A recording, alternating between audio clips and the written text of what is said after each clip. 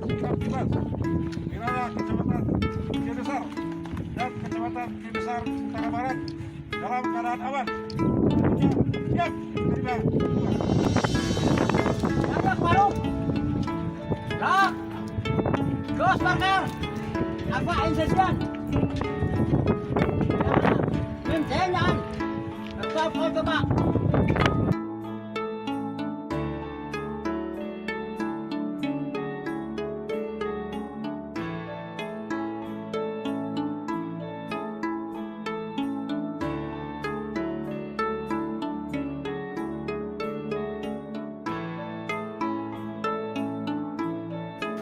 Bapak Sujari anak Ilbuli, Hussein Kojai, Mama di mana tempat iman baru.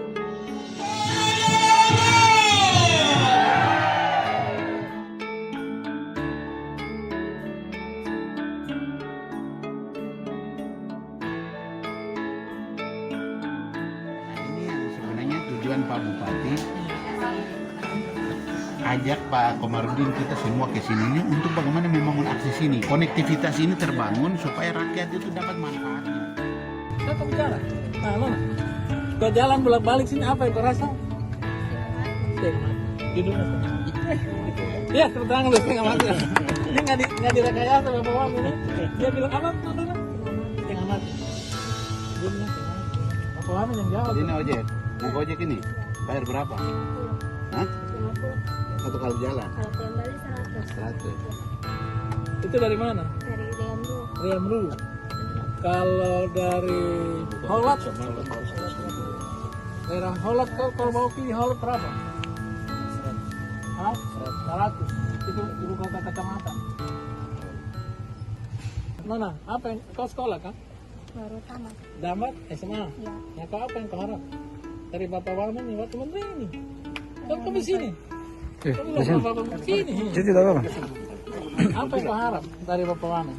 Yang saya harap Bapak bisa melihat jalan ini dan memperbaiki agar masyarakat tidak kesusahan untuk melewati jalan yang Siapa yang suruh kau bicara begitu?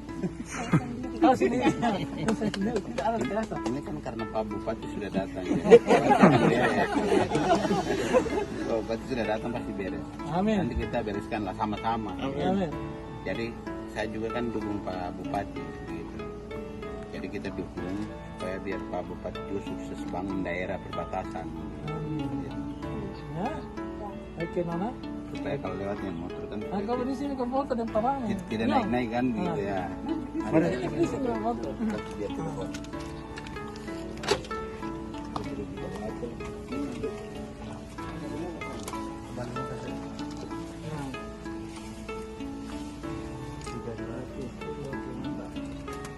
Kau naik apa tadi? Ojek juga? Iya. Mana ojek kau? Tidak lanjut. Oh, luar biasa. Ya, Lanjut ke virus ya. takut virus ya. Iya. Ternyata ketahuan kalau semua orang takut mati. Iya. Baik. Jadi ini mau pulang kampung atau belanja? Terus sebentar kembali lagi di ojek yang sama. Berarti bayar 100 gitu. Oke. Kasih Nona ya? Karena sudah hafal yang ini. Sudah hafal ketua. Apa? Nanti minta fotonya biar ingat-ingat tuh. Nah itu dia foto tuh. Semua tuh tadi bro. Kasih Nona ini biar ingat-ingat. Saya sudah beberapa tentang wakil menteri PUPR yang urus ini. Supaya punya motivasi. Kita dari desa yang sama. Kita ini orang susah juga begitu. Supaya ada motivasi bahwa kalau yang lain bisa, saya juga harus bisa. Kan begitu ya. Oke, terima kasih ya. Baik, mari. Apa yang jadi Pak Bupati? Masuk di PJMN. Masuk. Nah, ada lagi UR di atas ini. Jadi dua jembatan ini masuk. Ini jaraknya Ini bentangannya berapa? 25. 25. Sama juga ya? Sama-sama juga. Oh yang ini? Oh ini bentangan 50. Oke, yang ini 30. Ini sudah lama sekali, kayu besar ini sudah lama sekali tidak bangun. Dan ini mereka adalah garda terdepan mengawal batas wilayah Indonesia ya. Jadi saya pikir ini pintu gerbang yang wajib dibangun oleh negara. Hari ini kita diajak oleh Bupati bersama Pak Komarudin dari Komisi 2 DPR RI. Memang lihat beberapa surat, saya tadi lihat dokumennya dari Pak Bupati itu sudah ada catatan dari Pak Menteri juga, kemudian Pak Dirjen Bina Marga juga sudah ada. Saya pikir ini yang mungkin kita akan tindak lanjuti supaya jalan keliling Kay Besar ini ya itu kurang lebih sekitar 200-an kilo ya, 200-an kilo. Yang lain sebagian tadi Pak Bupati sudah sampaikan. Gimana kalau memang ini ada kebijakan yang sudah masuk di dalam RPJM nasional, ya saya pikir ini akan kita bisa dorong karena sudah ada catatan. Kemudian karena kemarin refocusing anggaran terkait dengan penanganan COVID ini dari Kementerian PUPR itu cukup besar, dari total APBN di tahun 2020 itu kurang lebih sekitar 120 triliun. Kemudian dengan adanya COVID ini terjadi refocusing, pergeseran untuk penanganan COVID itu kurang lebih sekitar 46 triliun ya.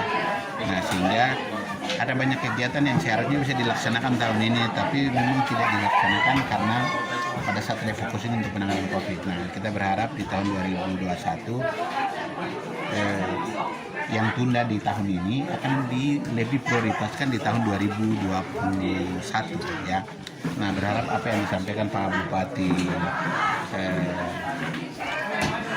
Maluku Tenggara ini memang saya pikir ini sudah lama sekali, Kay Besar ini sudah lama sekali tidak bangun, dan ini mereka adalah garda terdepan mengawal batas wilayah Indonesia ya.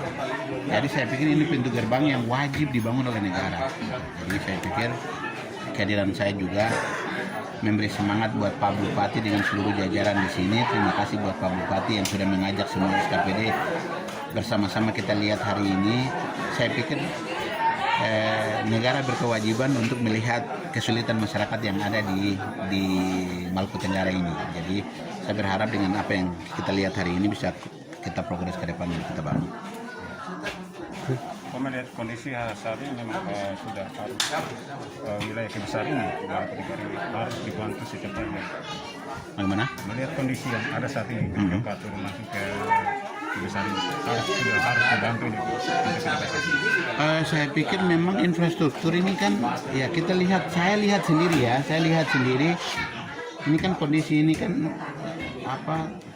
cukup memprihatinkan kalau mau bicara gitu. Dan tadi kan kita sempat diskusi dengan tukang ojek, kemudian penumpang yang naik, bagaimana dengan kesulitan. Dia sebenarnya jualan apa? Dia mau harap apa? Dia mau jualan juga kemana? Dapat uang juga dari mana? Tapi coba bayangkan, dia dari satu kampung itu hanya pergi ke kota untuk beli bahan makanan saja. Sekali jalan itu bisa bayar 50.000, kembali juga 50-100.000. Nah, ini yang sebenarnya tujuan Pak Bupati ajak Pak Komarudin kita semua ke sini ini untuk bagaimana membangun akses ini, konektivitas ini terbangun supaya rakyat itu dapat manfaatnya. Kalau jalan bagus, masa ongkos itu akan turun, tidak seperti yang kita lihat hari ini gitu. Nah, inilah tujuan negara untuk bagaimana bisa membangun infrastruktur untuk menolong rakyat gitu. Seperti itu. Oh, mungkin ada kendala sedikit terkait jembatan-jembatan yang memang terhubung, yang memang masih terkendala juga untuk menghubungkan jalan ini sendiri. Jembatan tadi yang Pak Bupati sampaikan itu ada dua ya, yang harus dituntaskan. Ya, saya pikir kalau memang orang bangun jalan kan mesti harus ada jembatannya juga kan begitu. Jadi tidak mungkin orang aspal jalan bagus-bagus kemudian putus di jembatan kemudian lanjut sebelah itu, tidak ada konsep untuk pembangunan infrastruktur, tidak ada begitu. Jadi konsepnya adalah kalau ada jalan di situ harus bangun jembatan, Jadi kalau program ini jalan berarti bangun jalan sekaligus dengan jembatan harus tuntas begitu. Apalagi kalau bentangannya tadi Pak Bupati sampaikan cuma 50 meter, saya pikir tidak terlalu besar, itu bisa dituntaskan kalau jalan lingkar Kay Besar ini kalau bisa jadi gitu. Dan saya pikir dokumen sudah masuk, seharusnya diprogres tahun 2020 ini, tapi sekali lagi ini karena COVID tergeser, mudah-mudahan ke depan 1-2 tahun bisa dituntaskan untuk bisa jalan. lingkar di pulau besarnya bisa dituntaskan. Pak, mungkin bagaimana perasaan Bapak sendiri saat melintasi tengah dari wilayah Kelesar ini, Pak? Perasaannya sendiri seperti apa? Saya rasa bahwa kondisi saudara-saudara kita yang ada di sini itu sama seperti yang ada di Papua juga, sama seperti yang di Aceh. Jadi di mana tempat saya pergi itu kondisi itu mirip-mirip begitu. Nah, ini yang saya sebenarnya kesempatan Tuhan kasih kita kepercayaan ada di sana. Perasaan ini saya ingin kita bawa untuk bagaimana membangun supaya mari. Kalau kita pepatah bilang duduk sama rendah, berdiri sama tinggi, mari kita bangun infrastruktur untuk mewujudkan supaya rakyat sejahtera. Harapan Bapak untuk harapan Bapak untuk masyarakat Maluku Tenggara dengan langkah yang diambil oleh pemerintah Kabupaten Maluku Tenggara. Saya pikir ini kan namanya membangun infrastruktur itu kan tidak seperti kita tidur malam ini terus kemudian mimpi besok jadi, kan tidak ada. Ini kan butuh waktu toh. Jadi saya pikir sama seperti kita berkebun. Hari ini saya berkebun, saya menanam, pulang tidur besok pagi ambil hasilnya, itu tidak ada. Jadi ini kan butuh waktu, ini butuh pergumulan, butuh uang. Dan saya pikir apa yang dilakukan upaya oleh Pak Bupati ini satu upaya yang sudah dilakukan, bagaimana dengan bantuan pemerintah pusat ya bersama dengan pemerintah daerah ini sinergi bisa jalan untuk membangun konektivitas ini supaya terakhir itu bisa dinikmati hasilnya oleh rakyat. Ya. Jadi begini, perencanaan itu dia rencanakan jalan seluruh Indonesia. Dikatakan direncanakan pembangunan menengah ini jalan seluruh Indonesia, kita bangun 1 juta kilometer. Tapi kan itu namanya rencana, jadi tidak otomatis langsung bangun. Apalagi dengan COVID begini, pengalihan anggaran begini itu tidak mudah. Tapi harus rajin. Kepala daerah harus rajin terus datangi, karena banyak program di hampir semua departemen itu ada. Tapi harus seperti kita pergi pancing lah itu. Siapa yang rajin pergi pancing ya dia bisa dapat, kalau tidak pergi ya hanya kasih surat saja, jangan harap mau. Nah, Pak Bupati kan sering pulang pergi Jakarta, dan ini anak Jakarta pasti dia lebih tahu urusan Jakarta. Tapi teman-teman wartawan juga harus pemberitaan terus supaya orang banyak mengenal daerah. Karena saya rajin ya memantau pergerakan IT. Itu di sini malah anak-anak muda-mudi yang kasihan, yang ada istilah apa, kaki jalan Terlalu cepat. kaki jalan. Itu yang mereka top itu, kalau kita buka Facebook apa itu mereka justru memperkenalkan. Nah itu kita harus punya kelompok-kelompok gitu terlalu banyak supaya mereka bermain terus, karena sebelumnya sekarang ini siapa yang menguasai teknologi IT, dia yang menguasai segala macam informasi.